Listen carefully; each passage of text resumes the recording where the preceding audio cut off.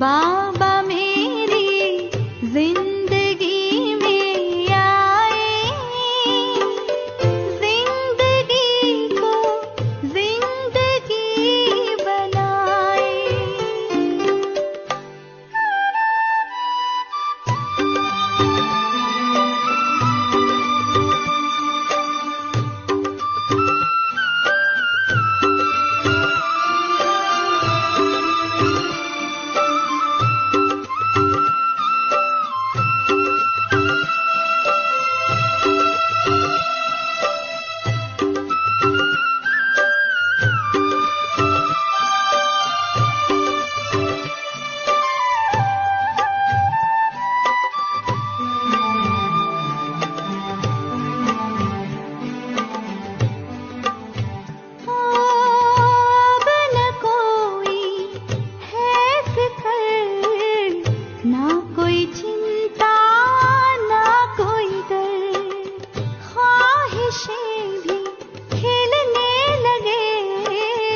जैसे सागर महकने लगे, धड़कने गुनगुनाती, धड़कने गुनगुनाती, दिल ने सारी दुनिया भुला दी।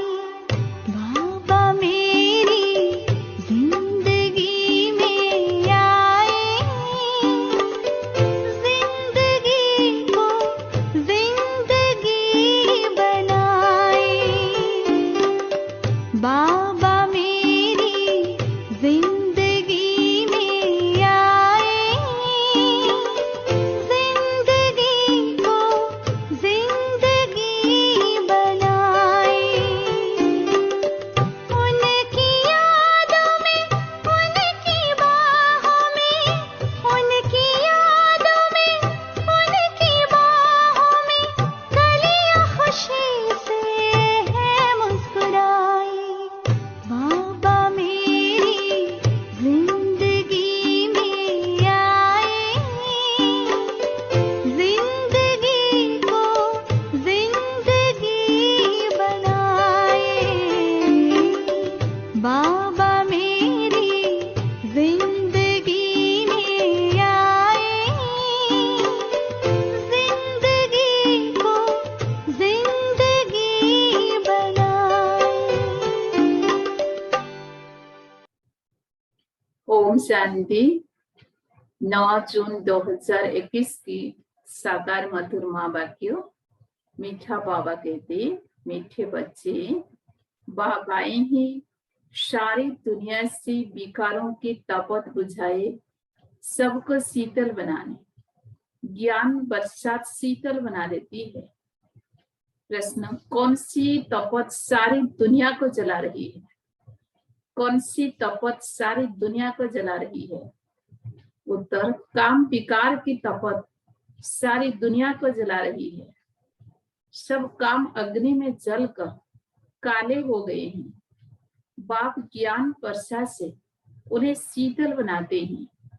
जैसे बरसात पड़ने से धरती शीतल हो जाती है, तो इस ज्ञान वर्षा से 21 जन्मों के लिए तुम शीतल बन जाते हो। किसी भी प्रकार की तपत नहीं रहती, तब तो भी सत प्रधान बन जाते हैं। कोई भी तपते नहीं है। ओम शांति। रूहानी बच्चे किसकी याद में बैठे हैं? जरूर अपने रूहानी बाप की याद में बैठे हैं। रूह अपने परम पिता परमात्मा की याद में बैठी है कि हमको रूहानी बाप आकर रिफ्रेश कर शीतल बनाए। क्योंकि काम चिता पर बैठ भारत जल मरा है। गाते भी है तपत बुझाए। तपत काहे की? काम चिता की बहुत तपत होती है तो मनुष्य मर पड़ते हैं। इस काम चिता की तपत में भारत एकदम जल मरा है। इसलिए बाप को याद करते हैं कि आकर शीतल बना। बरसात पड़ने से शीतलता हो जाती है, धरती शीतल हो जाती है। यह तो बरसात है ज्ञान की, एक ही बार आकर इतना शीतल बनाते हैं, इतना सब कुछ दे देते हैं, जिस सत्युग में कोई भी चीज की उत्कंठा नहीं रहती है। आधा कल्प उत्कंठा में रहते आए हो, बाबा आकर शीतल बनाओ। पति पावन बाप आकर हमको शीतल बनाए। इस ज्ञान वर्षा से भारत अथवा सारी दुनिया शीतल हो जाती है। तुम स्वर्ग के मालिक बन जाते हो। मनुष्य मरते ही तो कहते हैं स्वर्गवासी हुआ, वो तो सिर्फ मुख मीठा करते हैं। तुम जानते हो स्वर्ग की अवस्थापना हो रही है। बाबा आया हुआ है, यह ज्ञान वर्षा कर रही है। शीतलता का असर 21 जन्म रहता है। वहां न बरसात न किसी भी चीज की इच्छा रहती है, सदैव बहार ही बहार रहती है। वहां कोई भी प्रकार का दुख नहीं रहता। सूर्य भी शत प्रधान बन जाता है, कभी तपत नहीं दिखाते हैं। तुम सारे विश्व के मालिक बन जाते हो। अभी तक गुलाम है ना, गाते हैं मैं गुलाम तेरा। बाप को याद करते हैं और बाप कहते हैं तुम्हारी सेवा में मैं तुम्हारा गुलाम आकर बना हूं। तुम बच्चों की सेवा करता हूं। पराये पतित देश पतित शरीर में मैं आता हूं। इस पतित दुनिया में एक भी पावन हो नहीं सकता। सती को पावन, कलयुग को पतित कहा जाता है, क्योंकि सब विकारी है। भारतवासी ही इस नॉलेज को समझेंगे। जिन्होंने 84 जन्म लिए हैं वही यह नॉलेज सुनेंगे। वह जो सत्युग त्रेता में आने वाले हैं वही आकर ब्राह्मण बनेंगे। नंबरवार पुरुषार्थ अनुसार बाप ने समझाया है। अभी तुम ब्राह्मण वर्ण में हो, फिर वही देवता वर्ण में आएंगे। ब्राह्मण वर्ण अर्थात ब्राह्मण धर्म स्थापन करने बाप आते हैं। ब्रह्मा ब्राह्मण धर्म स्थापन करते हैं। ऐसे नहीं कहेंगे कि परमपिता परमात्मा आकर शूद्र को ब्राह्मण बनाते हैं। ये तुम्हारी बाजुली चलती है। यह तो बहुत सहज है। तुम जानते हो यह चक्र कैसे फिरता है। विराट रूप में ब्राह्मण की चोटी और शिव बाबा को भूल गए हैं। कहते हैं देवता, क्षत्रिय, वैश्य, शूद्र, फिर शूद्र से देवता। अब ब्राह्मण कहाँ गए? ब्राह्मण लोग गाते भी है ब्राह्मण देवताय नमः। तो प्रजापिता ब्रह्मा के वंशावली कहाँ गए? प्रजापिता ब्रह्मा का नाम कितना वाला है? चित्र में भी कितनी भूल कर दी है। प्रजापिता ब्रह्मा की औलाद का कोई नाम निशान नहीं है। स्कूल में टीचर पढ़ाते हैं, वो फिर भी सोर्स ऑफ इनकम है। एम ऑब्जेक्ट तो जरूर चाहिए। तुम बच्चे जानते हो उस पढ़ाई से ही मर्तबा मिलता है। पतित दुनिया में भगवान आकर पतितों को पढ़ाते हैं। बाप कहते हैं मैं तुम बच्चों को पढ़ाकर पावन बनाता हूँ। इस पढ़ाई से इनकम देखो कितनी भारी है। आधा कल्प के लिए तुम तकदीर बनाते हो। भारत में गाया हुआ है 21 पीढ़ी। अब तुम बेहद के बाप से 21 पीढ़ी बेहद का वर्षा पाते हो। लौकिक बाप का है अल्पकाल क्षण भंगुर का वर्षा। इस बाप से तुम ऐसा वर्षा पाते हो जो पीढ़ी बाई पीढ़ी तुमको दुख नहीं रहेगा। भारत में ही बेहद का सुख था। यह ज्ञान और किसी की बुद्धि में नहीं है। यह ज्ञान देने वाला बाप जाने और जिनको देते हैं वो जाने, और न जाने कई ग्रंथ में भी उनकी महिमा गाई हुई है। एक ओंकार, निराकार, निरअहंकार, इसका अर्थ भी अभी तुम समझते हो। बहुत सिर्फ गाते हैं निरअहंकारी।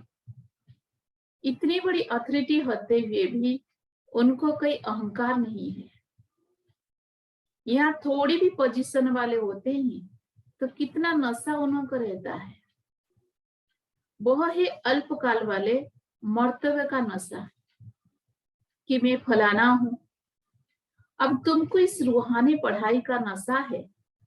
तुम्हारी आत्मा अभी जानती है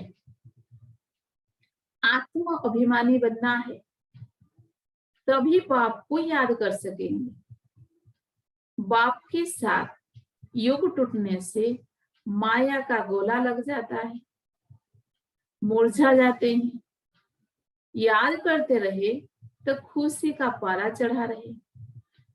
कई बड़ा इम्तिहान पास करते हैं तो खुशी होती है, समझते हैं बस इसके ऊपर कोई और पढ़ाई नहीं है। तुम भी जानते हो हमारी इस पढ़ाई से ऊंच और कोई पढ़ाई है नहीं। इन लक्ष्मी नारायण ने पास्ट में जरूर ऐसी पढ़ाई की है, राजयोग सीखे हैं, तो महाराजा महारानी बने हैं। राजयोग तो मशहूर है। परमपिता परमात्मा आकर राजयोग सिखाते हैं स्वर्ग के लिए। कहते भी है पास्ट में ऐसे कर्म किए हैं तब यह बने हैं। तुम जानते हो इस जन्म में हम ऐसे कर्म सीखते हैं जो भविष्य 21 जन्मों के लिए राज्य करेंगे, वह स्वर्ग में विराजमान होंगे। यथा राजा रानी तथा प्रजा भी है ना, राजधानी है ना। बाप आया है राजधानी स्थापन करने, फिर तुम आकर 21 जन्म पालना करेंगे। 63 जन्म तक दुख भोगा है, वो सब खत्म हो जाएंगे। भारत का स्वर्ग कहा जाता है, अभी तो नरक है। सृष्टि कितनी बदल गई है। वो राजाई कहाँ चली गई। रावण राज्य शुरू होने से फिर तुम पतित बन जाते हो। बाप कहते हैं तुम अपने 84 के चक्र को नहीं जानते हो। अभी तुम बच्चों को बार बार समझाया जाता है तुमने 84 जन्मों का चक्र पूरा किया है, अभी तुम्हारा यह अंतिम जन्म है। अब फिर से अपना वर्षा लेना है, तुमको मुक्ति धाम में बैठने जाना है। तुम्हारा ऑलराउंड पार्ट है। ऐसे बहुत है जो सती से लेकर द्वापर कलयुग तक भी मुक्ति धाम में रहते हैं। ऐसे नहीं कहेंगे यहाँ आने से मुक्ति धाम अच्छा है। बहुत तो मच्छर सदृश हो गया, आया और यह गया। मनुष्य की महिमा गाई जाती है। यह मंदिर किसके हैं? जो शुरू से लेकर पाठ बजाते आए हैं, उन्हों के ही यादगार बनते आए हैं। पिछाड़ी में जो आते हैं उन्हों का यादगार है क्या? कुछ भी नहीं। तुम्हारा कितना भारी यादगार है। सबसे जास्ती तुम पाठ बजाते हो। तुम अपने प्रारब्ध का टाइम पूरा कर जब भक्ति मार्ग में आते हो तो फिर तुम्हारा यादगार तथा शिव बाबा के मंदिर बनने शुरू होते हैं। फिर और धर्म आते हैं, उन्हों का धर्म स्थापन होता है। तुम अपनी हिस्ट्री ज्योग्राफी भी जानते हो और सब धर्म वालों को भी जानते हो। 84 जन्मों की सीढ़ी है। पहले हम स्वर्ग में आते हैं, फिर उतरते कैसे हैं यह तुम्हारी बुद्धि में है। हर एक जन्म में भिन्न नाम रूप वाले मित्र संबंधी आदि मिले हैं। यह सब ड्रामा में तुम्हारा पार्ट पहले से ही नोंदा हुआ है। यह बेहद का ड्रामा है जो हूबहू रिपीट होता है। तुम जानते हो, हम सब देवी देवता थे जो 84 जन्म ले शूद्र बने, फिर हम सब देवी देवता बनते हैं। मनुष्य तो कह देते आत्मा से परमात्मा, वास्तव में हम सब का अर्थ यह है। वो फिर कह देते आत्मा से परमात्मा, परमात्मा से आत्मा। रात दिन का फर्क है ना। तुम अभी इन सब बातों को जानते हो। तुम अभी पांडव बने हो। कौरव पांडव भाई भाई थे ना। अभी बाप मिला है तो तुम कौरव से पांडव बने हो। बाप तुमको दुख से लिबरेट कर गाइड बन ले जाते हैं। घर का तो किसी को पता नहीं है। वो कहते हैं आत्मा ब्रह्म में लीन हो जाएगी, तो घर थोड़ी ठहरा, घर में तो रहा जाता है। उनको इनकॉर्पोरियल वर्ल्ड कहा जाता है। अभी तुम बच्चे जानते हो, हम निराकारी आत्मा निराकार वर्ल्ड में बिंदी मिसल निवास करते हैं। वहां भी निराकारी झाड़ है। यह ड्रामा बना हुआ है। बीज और झाड़ को जानना है। इसका नाम ही है वेराइटी धर्मों का झाड़। ये मनुष्य सृष्टि है। इनका बीज रूप बाप है। कितना वेराइटी है। हर एक धर्म वाले के फीचर्स न्यारे। फिर यहाँ भी एक ही शक्ल ना मिले दूसरे से। यह भी ड्रामा बना हुआ है। कल्प वृक्ष की आयु 5000 वर्ष है। यह बाप भी समझाते हैं। मनुष्य एक्टर्स हैं, यहाँ पाठ बजाने आते हैं। यह मांडवा है। रोशनी के लिए सूर्य चांद आदि है। यह कोई देवता थोड़ी है। यह तो बत्तियां हैं, परंतु सर्विस करते हैं, इसीलिए देवता कह देते हैं। वास्तव में देवताएं कोई सर्विस नहीं करते हैं। सर्विस तो तुम बच्चे ही करते हो। बाप ओबीडिएंट सर्वेंट हैं। बच्चे दुखी होते हैं तो बाप को तरस पड़ता है। बाप आए हैं समझाने, तुम बच्चों को फिर से सो देवी देवता पद प्राप्त कराने आता हूं। चढ़ती कला उतरती कला हर चीज की होती है। पुरानी दुनिया को तम प्रधान, नई दुनिया को सत प्रधान कहा जाता है। हर एक चीज नई से पुरानी होती है। आत्मा कहती है ये शरीर भी तम प्रधान पति थे। ये सती में आत्मा और शरीर सत्य प्रधान थे। माथा नहीं खपाते थे। आत्मा को अब ज्ञान मिला है, स्मृति आई है, हम 84 जन्म लेते हैं। यह राज बेहद का बाप समझाते हैं।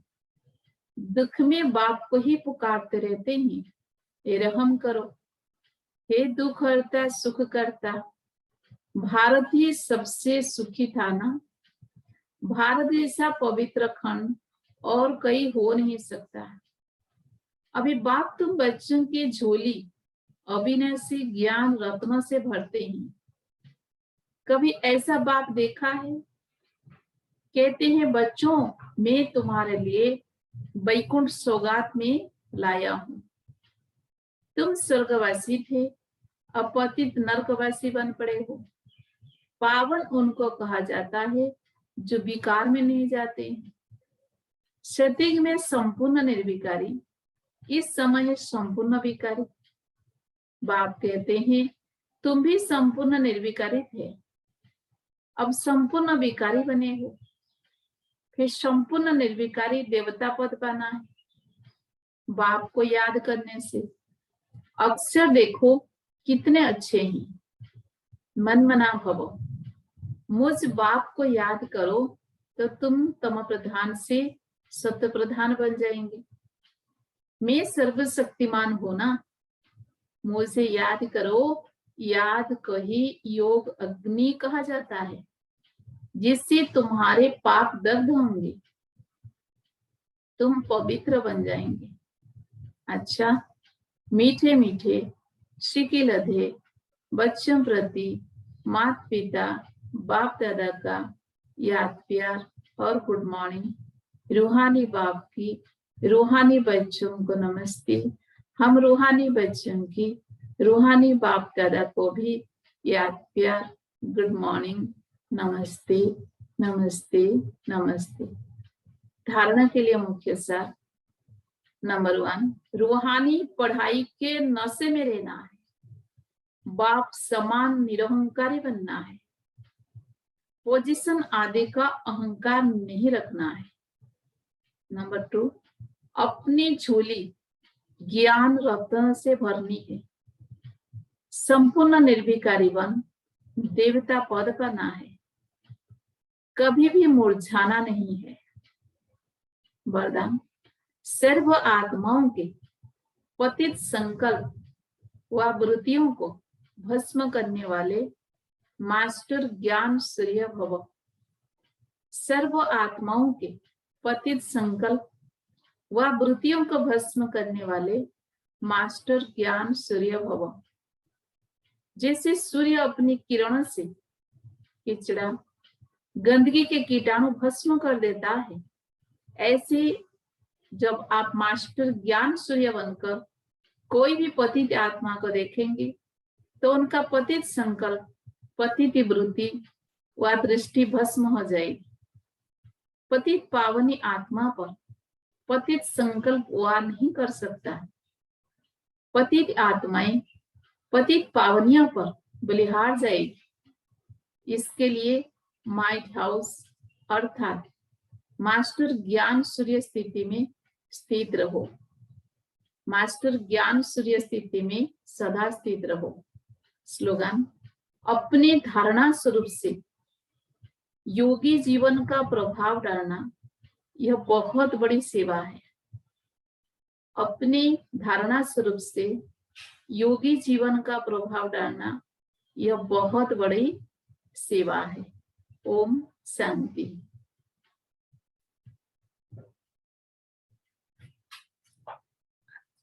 आज का अव्यक्त इशारा, जैसे स्थूल एक्सरसाइज से तन तंदुरुस्त रहता है, ऐसे चलते फिरते अपने 5 स्वरूप में जाने की एक्सरसाइज करते रहो। जब ब्राह्मण शब्द याद आए तो ब्राह्मण जीवन के अनुभव में आ जाओ। फरिश्ता शब्द कहो तो फरिश्ता बन जाओ। तो सारे दिन में यह मन की ड्रिल करो। शरीर की ड्रिल तो शरीर की तंदुरुस्ती के लिए करते रहो, लेकिन साथ साथ मन की एक्सरसाइज बार बार करो। मीठी मामा के अनमोल महावाक्य। मामा का चित्त बिल्कुल साफ था। वो हर बच्चे की बात दिल में ऐसे समा लेती थी जैसे कोई बात हुई ही नहीं। हर एक की कमी कमजोरी को अंदर समा लेना और उसको स्नेह की शक्ति से चेंज कर देना, किसी का भी अवगुण चित्त पर ना रहे, इसमें मामा का समान बनना है। ओम शांति।